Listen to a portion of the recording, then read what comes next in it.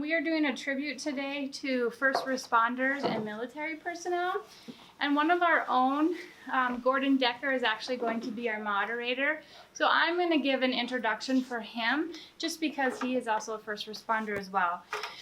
Gordon Decker, he had 20 years in law enforcement with 17 and a half years with the Pennington County Sheriff's Office. He retired in January of 2014 at the rank of lieutenant, and for 12 of those years, he was a member of the Pennington County Rapid City Special Response Team. He also served 12 years in the Army National Guard. He started out as in the military police unit based in Mandan, North Dakota. Must have came here for the warmer weather. As an enlisted soldier. He ended his service as a lieutenant in the South Dakota Army National Guard. During his service, he was deployed to Iraq in the year 2004. Gordon has also been a member of the Volunteer Fire Department as an EMT and has a Master's of Science and Administration from the University of South Dakota. So let's give it up to Gordon Decker. Thank you, everybody. It's my pleasure and such an honor to moderate this panel today, being at September 11th. 18 years ago, we had a very tragic incident happen in our nation. And I'd like us to take a moment and just think of all the lives that were affected, lives lost, lives hurt, the injuries that are still being felt from the people that were at ground zero. So please join me in just taking a moment of silence.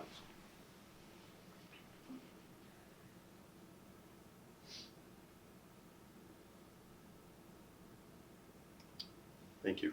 So to start the panel today, and this is such a wonderful honor to be up here with professionals that have committed to being first responders in so many ways. And so I'd like them each to introduce themselves, and if it's okay, we'll hold our applause till the end and acknowledge them all at the same time. Jerome Harvey at Pennington County Fire. Jim Bussell, Lieutenant and Paramedic with the Rapid City Fire Department. Marie Strange, South Dakota Army National Guard. Dustin Calhoun, Court Service Officer, 7th Circuit. Wayne Asherick, Sergeant with the Rapid City Police Department. And military too? Yep, and I had 23 years in the military. Thank you. So let's take a round of applause for this guy. Now I'd like to go back through the panel and I'd like them to tell us a little bit about what they do as a first responder today and how we as a business community can support them or encourage their efforts. Primary focus of my office is fire administrators supporting the volunteer fire departments that cover Pennington County. We have 2,884 square miles. The South Dakota Fire Service has 92.8% of the South Dakota Fire Service is volunteer. National average is 70 to 78%, depending on what study that you read. The volunteer fire service here, we roster about 550 personnel. With the Rapid City Fire Department, Ellsworth, we roster a total of about 750 firefighters total, with 550 of those being volunteers. Volunteers, or 550 volunteers, cover about 6,400 calls of service a year outside the city limits of Rapid City. And we're an all-risk service. Our volunteer firemen are all risk. So anything from a heart attack to a car accident, and we still actually go to places that are on fire. So we still do that. The things as far as being an entrepreneur in business, the fire service in this country was founded by truly our founding fathers, and it's really an interesting day to be speaking about this because the leaders of our country, all of our first 3 presidents, got their start in volunteer fire companies. Even the first Supreme Court justice was involved in the fire service, and really that's where a lot of their leadership qualities originally came from. Is from being involved in the volunteer fire service. So as far as entrepreneurs and business people, because of the worldwide decline that's going on in volunteerism, not just in the fire service, but little leagues and baseball, and Jim's nodding his head about that, he agrees with that, is you need to support those people. Join up, go to the pancake feeds, go to the chili feeds, realize that this country is founded on volunteerism. And the best thing you do is either join up and support in some way, or support your employee when the whistle goes off and he goes out the doorway, to realize really the future of business in America is based on that volunteer who's actually protecting your community. And it may not be your business that's on fire. It may not be you having a heart attack, but it's a person that is coming into your business and supporting that. And that, without our volunteerism in this country, I really am very concerned about where the country is going. Well, before I get into my own, I'll just echo, I agree with Jerome 100%. My career started as a volunteer firefighter, and for a long stretch of my career, I worked as a career firefighter at the Rapid City Fire Department. That's where I got my paycheck, and then I would volunteer with the Rapid Valley Fire Department as well. So I can't say enough about the importance of supporting volunteers. My current position is as the Public Information Officer for the Rapid City Fire Department. As a PIO, my job is to interact with the community and do a lot of our media relations. And unlike a lot of my counterparts, I'm a sworn member of the department, and I'm still a working firefighter and paramedic. And so still very much in a first responder role. As far as business goes, two things that I would advocate for today. Number one, become engaged and understand what your first responders are doing in the community. Understand, what activities we're engaged in beyond just emergency response. The days of the doors being closed and firefighters playing cards or hanging out in the recliner and taking naps and watching TV are gone.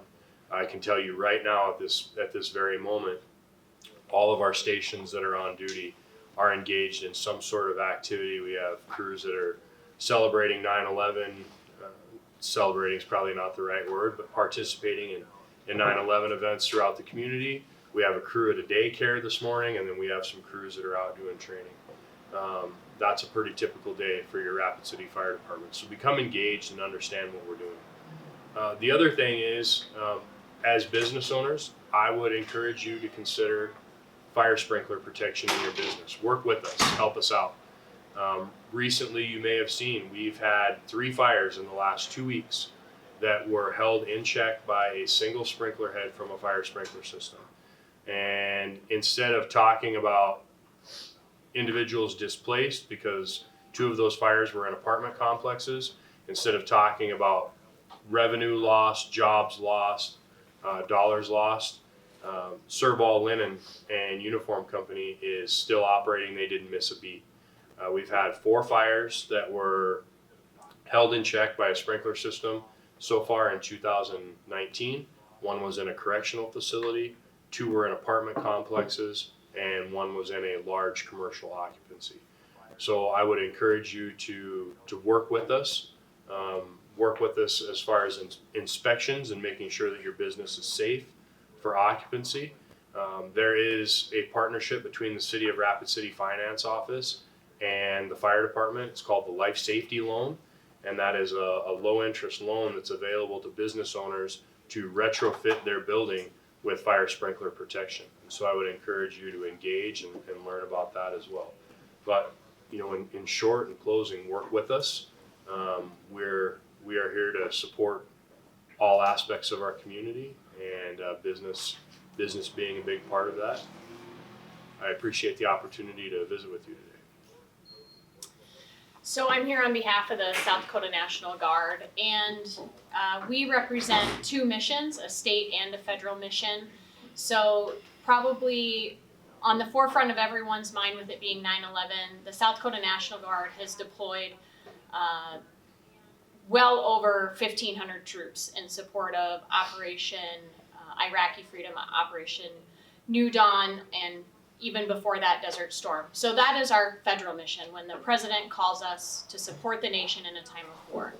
As it impacts the community, we have a very large state mission, and that's on behalf of the governor. And how does that impact you?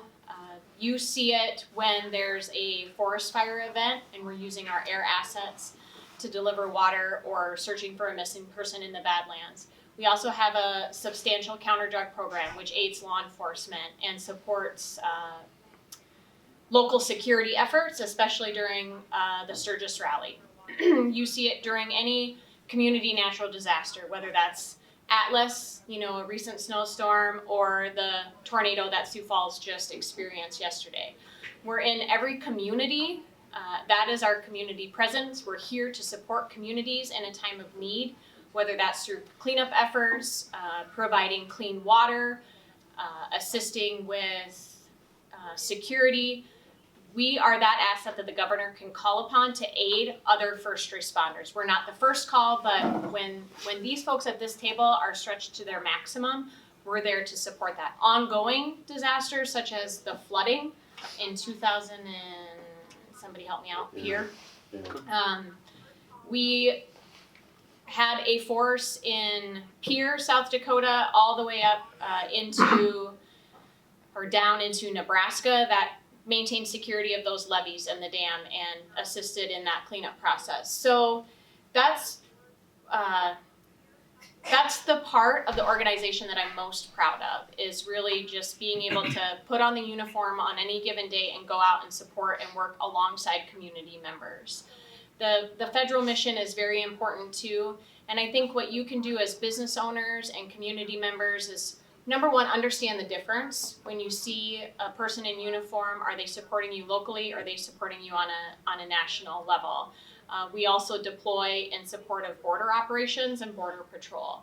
So our force in South Dakota is stretched very thin, and there probably isn't a time when you meet a National Guard member who isn't wearing their National Guard hat.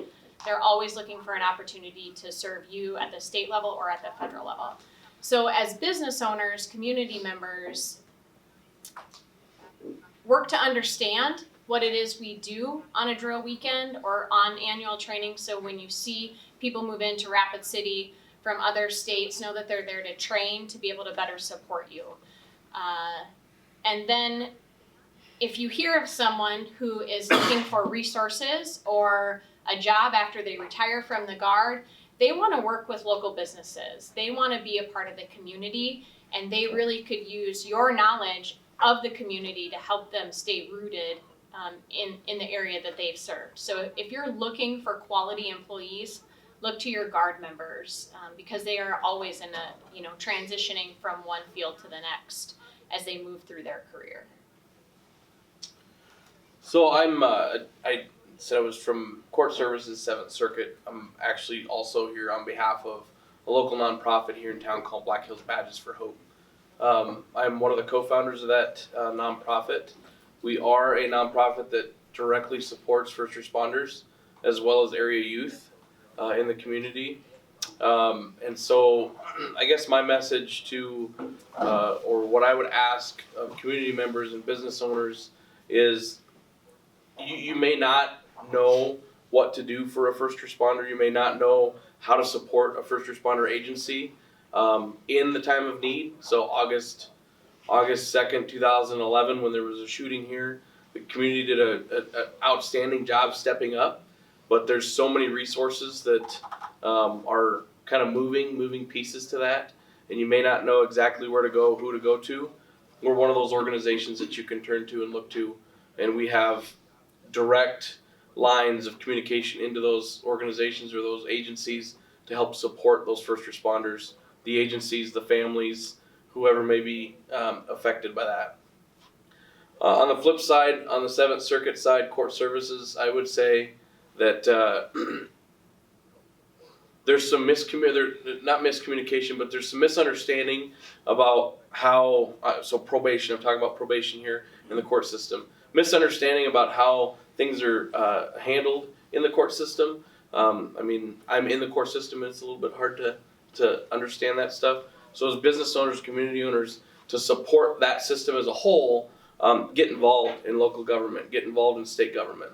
Understand what your legislators are doing, the laws that they're passing, and how that affects directly your local communities. All right, your sheriff's offices, your police departments, and how those resources are stretched thin already, and then more laws that are passed are stretching those even thinner. So getting involved in that stuff as well, I would ask that you, like what Jim said, know what your local agencies and organizations are doing as a whole, because really each agency that's sitting up here is one cog in a very giant wheel, and that wheel doesn't spin very fast. And so, make sure that you understand where each cog is and how you can affect each cog And really, as community members and business owners, you guys have more effect on that giant wheels spinning than I do as one person inside that system. So. Wayne Asherick with the Rapid City Police Department again. 23 years with the police department so far, and I'm looking at the end of my career right now. But yeah, I started out as a patrol officer, and then I went into crime prevention. That was a good eye opener. That really got me involved in the people out there that are trying to assist with the police department and trying to assist with, first responders and law enforcement agencies to make the community better. And so, the biggest thing that I guess I have as a takeaway is that try to get involved in what's going on. Try to understand why the police department and why the first responders do what they do. We have a Citizens Police Academy. Anybody know about that? Good.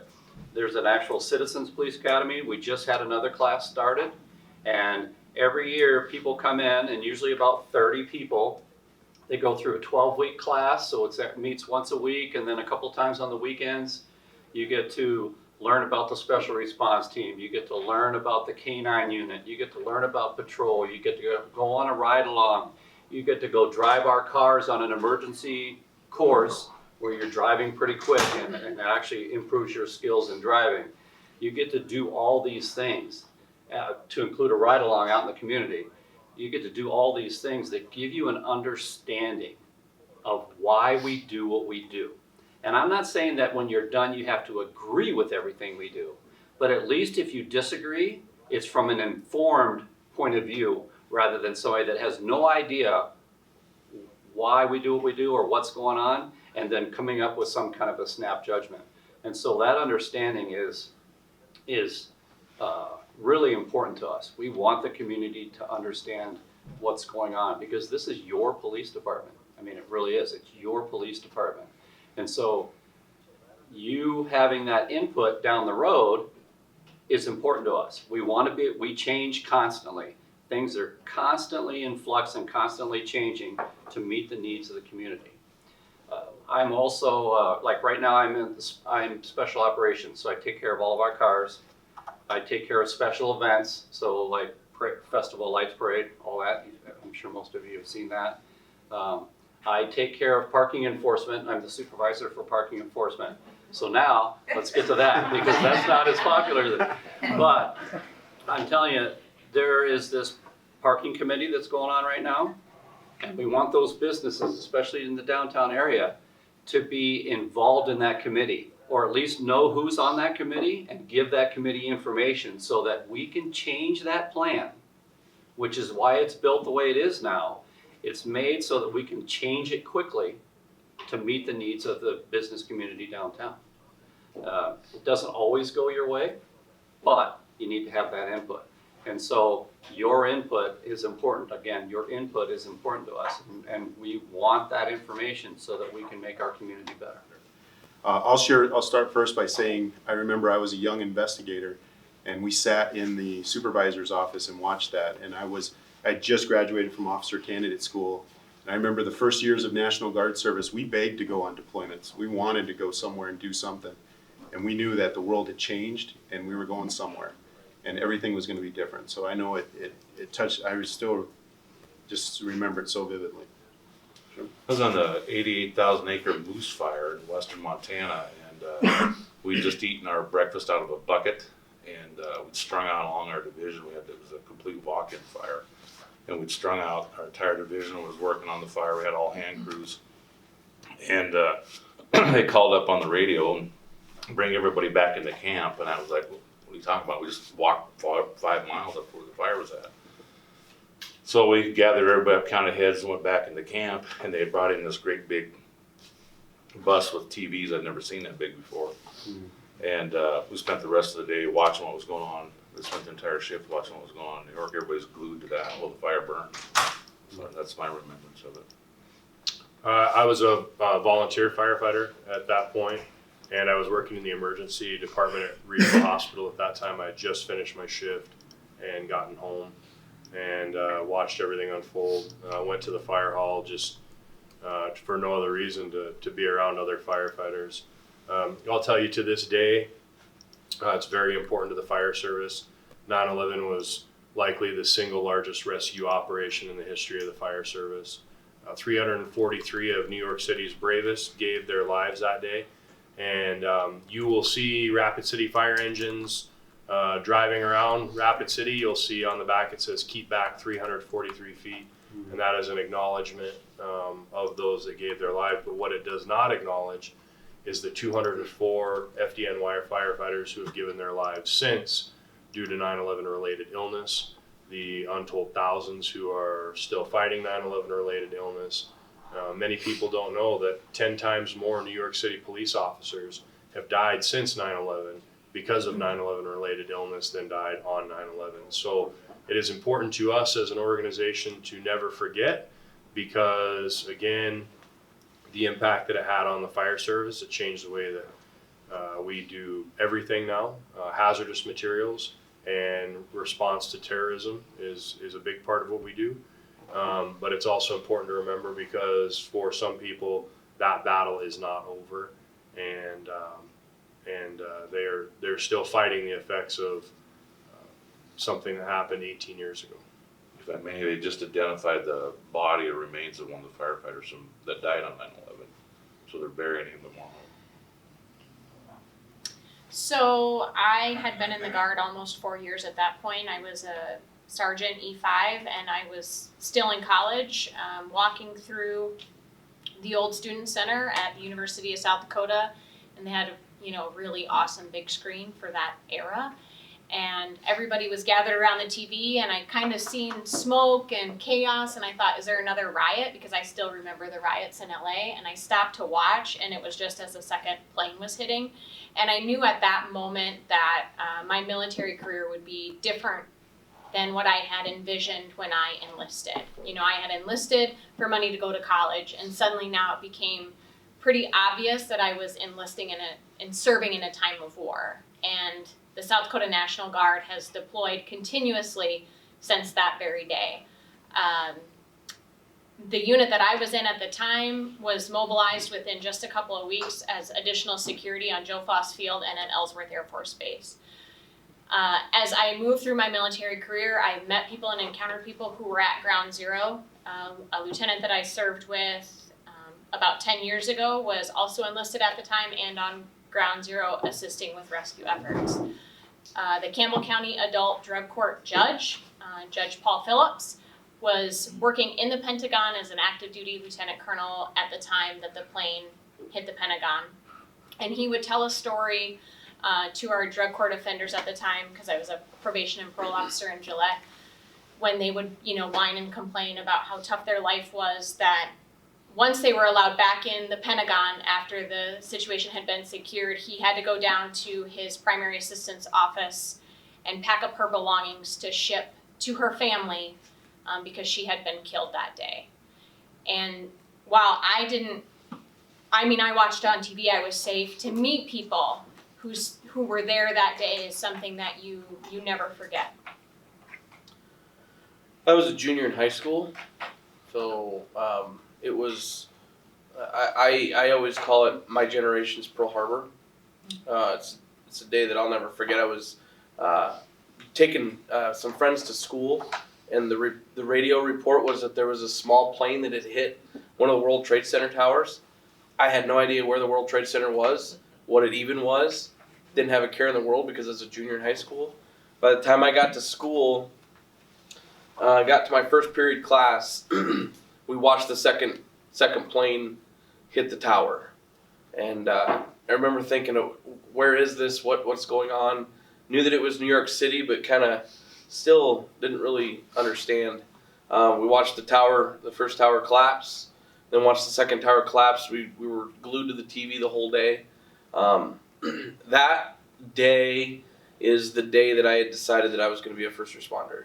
I spent 5 years as a deputy sheriff of Pennington County. I spent a short stint doing emergency management work. I moved to Virginia in 2010 and spent a few years working for the state of Virginia's emergency management team out there. And much like my counterpart here to the left, I met people that were at ground zero. An NYPD officer that was standing in the tower when the first plane struck at roll call, and she said the sound and the magnitude of the blast was so strong that it almost knocked her off her feet, and she lost several colleagues that day. My own father-in-law was in Crystal City that day. He worked for the Federal Department of Transportation.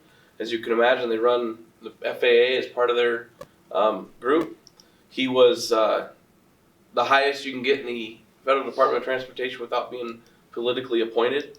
And so his day was filled with chaos. And he remembers being in Crystal City and evacuated through tunnels in Crystal City to get back to where he needed to be so that they could start making decisions on what they were going to do with planes that were in the sky that they either didn't have contact with or what they were going to do. So my generation's Pearl Harbor, and it kind of, that's the day that I decided it was I needed to give back to my community somehow. Well, I remember I worked at up in the mall at that office, the Rapid City Police Department office up in the mall. That was when it was active, and we actually had, and I was a permanent member up there. And I came down to the police department, and something was going on. Didn't hear anything yet. Of course, I was busy, and I'm one of those guys that I go in that direction, and here we go. And next thing I know, they have, I hear something's going on. I go into the workout room, which is where we have 3 televisions. And I walk in there, and the TVs are on, and all 3 of them have what is going on in New York. So I remember standing there for quite some time thinking, oh my goodness, here we go. And at the time, I was on active duty previously in the Army, and then I was in the National Guard. So I was sort of, between those 2 roles as to figuring out how this was going to work and what was going to happen. And I knew at that moment that the National Guard would be highly important in whatever was going to go on, whether it was airport security or whatever, because you could start to see some of the things that were happening. But I think one of the biggest things that hit me at that time was how important the first responders really are when it comes to a big event like that. The firefighters and the police officers and the civilians that are getting involved and the military trying to get involved and figuring out those things. But it really showed me how important those people are that are running towards that danger and not away from it. And that was probably the biggest impact on me was that thought process and that realization as to not only are you handling the everyday things that go on out in the community, but all of a sudden it could be a huge nationwide event like what this one was. We have time for just a couple questions from the crowd. Anybody have a question for anybody on the panel? So all of you spoke a little bit about being engaged in the community, engaged with the services, first responders, military personnel. And at the end, you gave a great example of the Citizens Police Academy? Academy. Yep. I'm wondering if each of you could maybe give a resource or an access point that might be a good place to start, because I think sometimes as a community member, it's a little intimidating and there's a lot of places that we could go, and I might not know what a good place to start is or where to send somebody if they want more information. Great question. You can go to the Rapid City Panic County Emergency Management Facebook page, and they have a Citizens Emergency Response Team, and that's a good place to get some basic training in use of fire extinguishers, rescue practices, how to make your home safe, first aid kit, survival type stuff, and that's a adult and teen level. They have 2 different courses for that. Jim is involved in some of that, and that's a great way for you just to learn how to protect your own home and your own businesses, and that's a good starting point for a good all-risk look at things. Yeah, the CERT program is great. The Citizens Police Academy is outstanding. As far as the fire department goes, we welcome the opportunity to actually come to your business and speak. We do tours, a lot of different presentations. Basically, the first stop for information is our main fire station. Just call Station 1. We can connect you with our Fire and Life Safety Division. We have a Fire and Life Safety Educator, and she is a specialist. That's what she does with some volunteers that are available there. The other thing that I will challenge you to do is if you're interested in how the fire service works and how things work, I encourage everyone in this room to volunteer. I know not everybody in this room probably lives in the middle of Rapid City. There are areas, the Whispering Pines, Johnson Siding area, Rapid Valley, Blackhawk, all of those areas. If you're really interested, there are a number of capacities that you can volunteer for and be involved.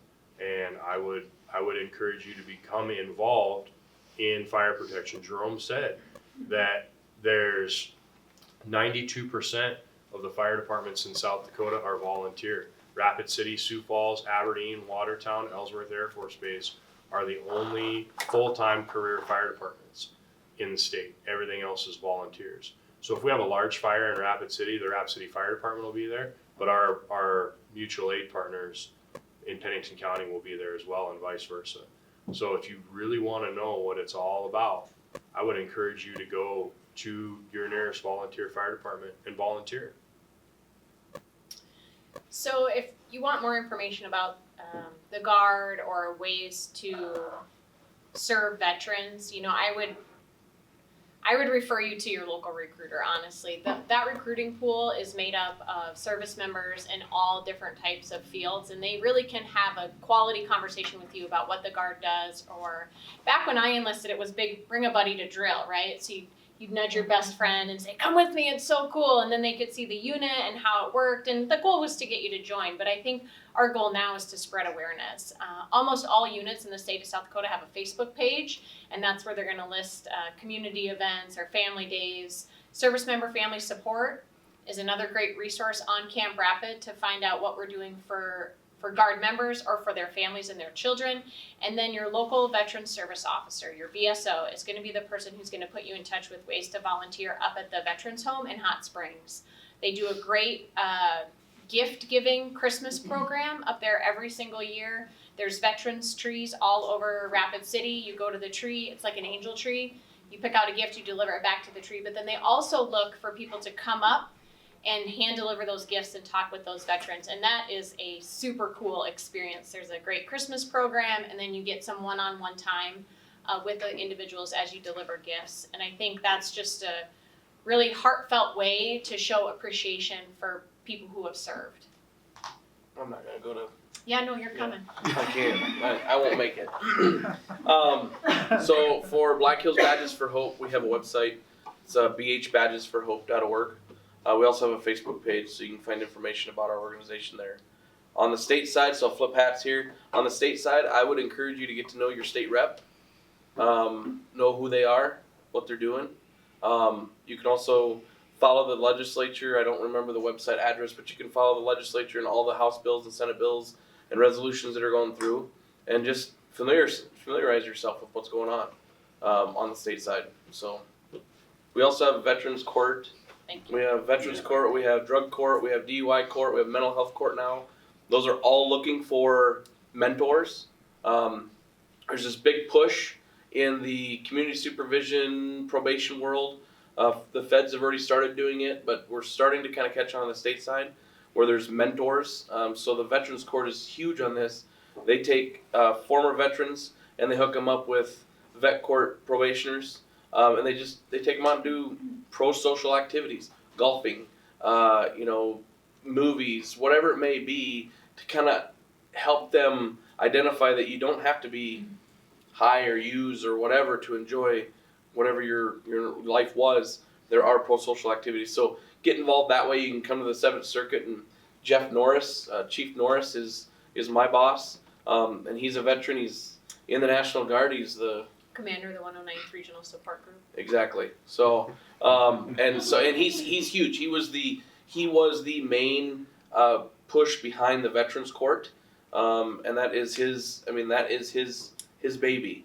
And so he'd be happy to sit down and talk to anybody that'd be interested in becoming a mentor in the vet court system. SDlegislature.gov. There you go. Thank you. So as far as the Rapid City Police Department goes, when it comes to like the Citizens Police Academy, if our Facebook page, they advertise that. It's only in the fall, and so if you just like that Facebook page, then you'll get that notification that, hey, we're accepting applications for the fall 2020 Citizens Police Academy. We also have a youth academy, so younger people can get involved and learn some of the same kinds of things.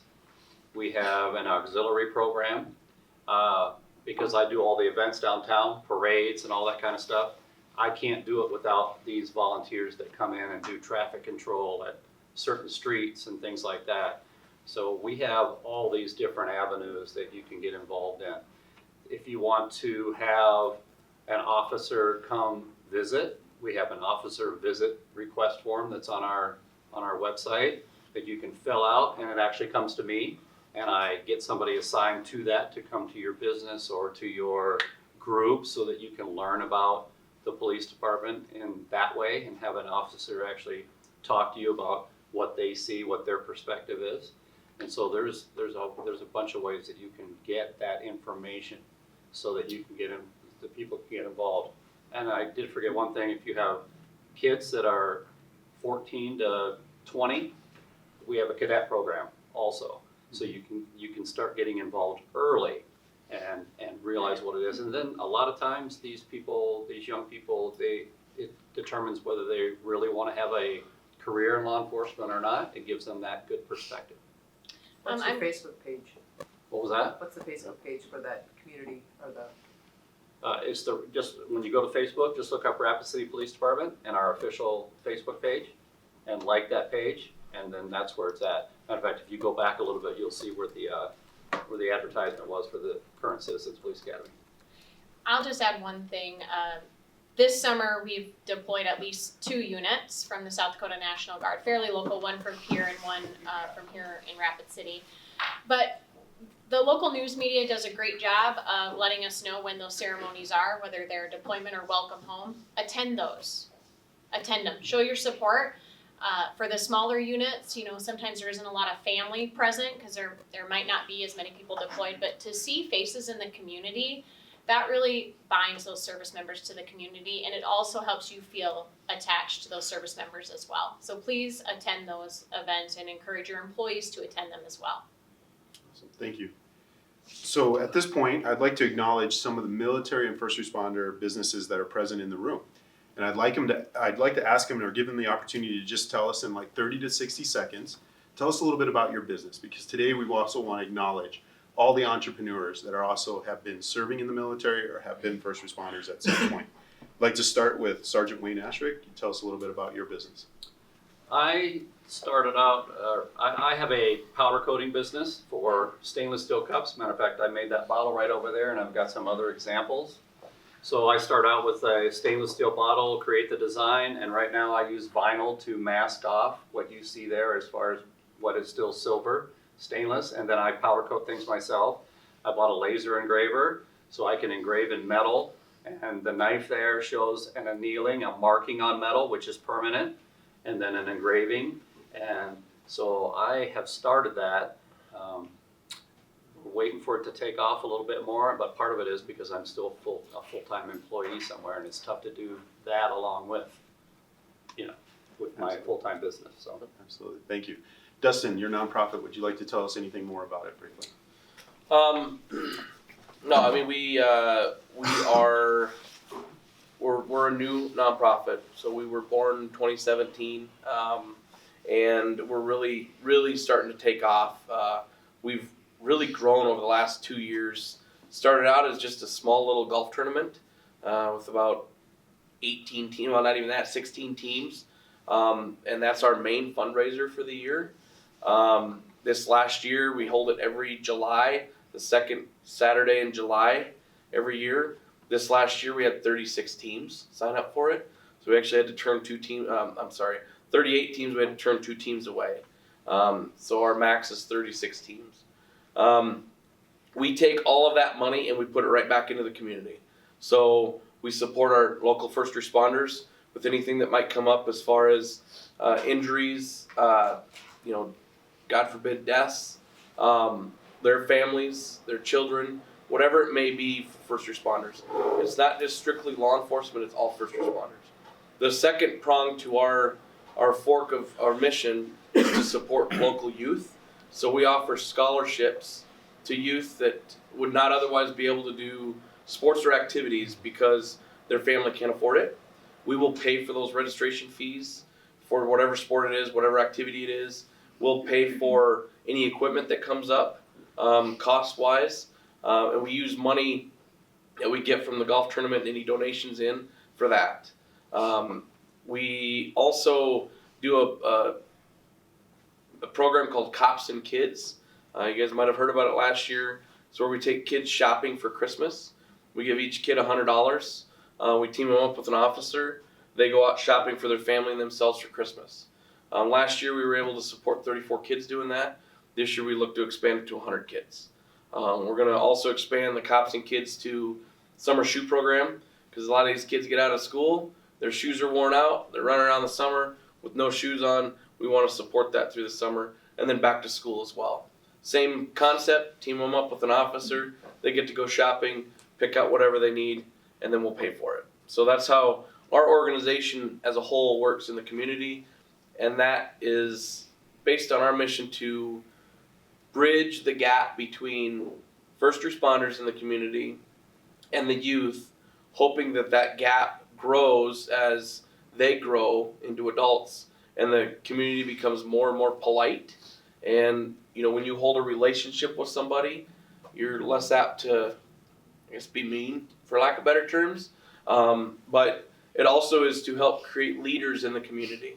We and Jim says this best, Little League baseball, or baseball in general, is not going to create the next Mike Trout, right? It's not going to create the next Major League Baseball player. It's going to create the next leader in this community.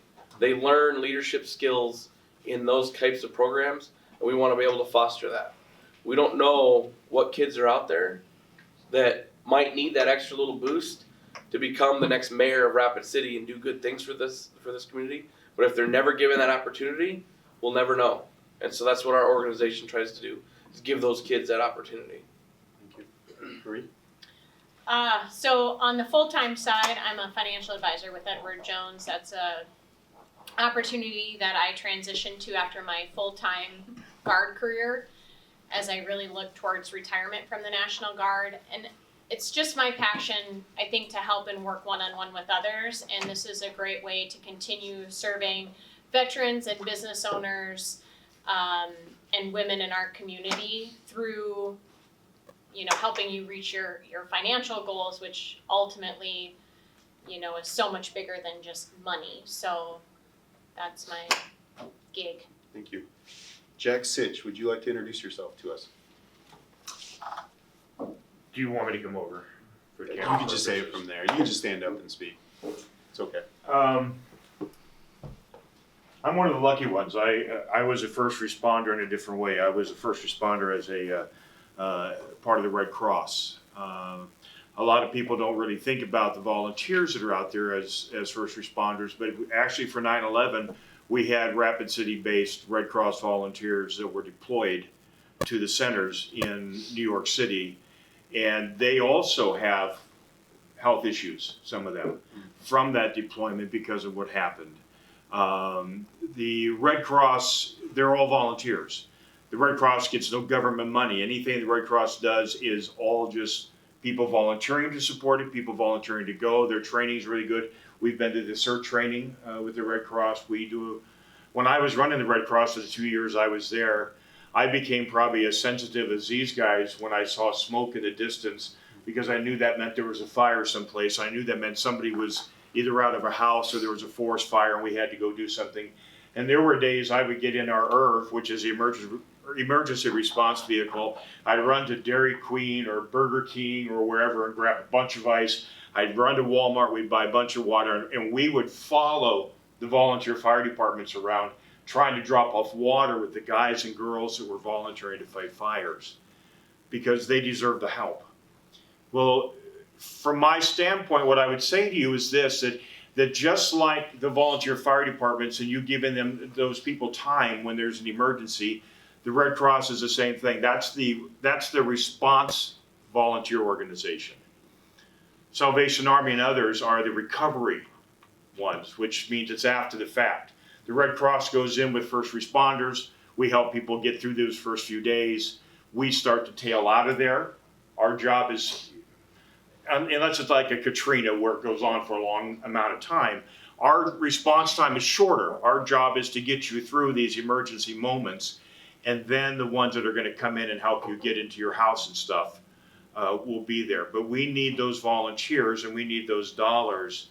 And so I support these guys and girls in everything they said in terms of first responders.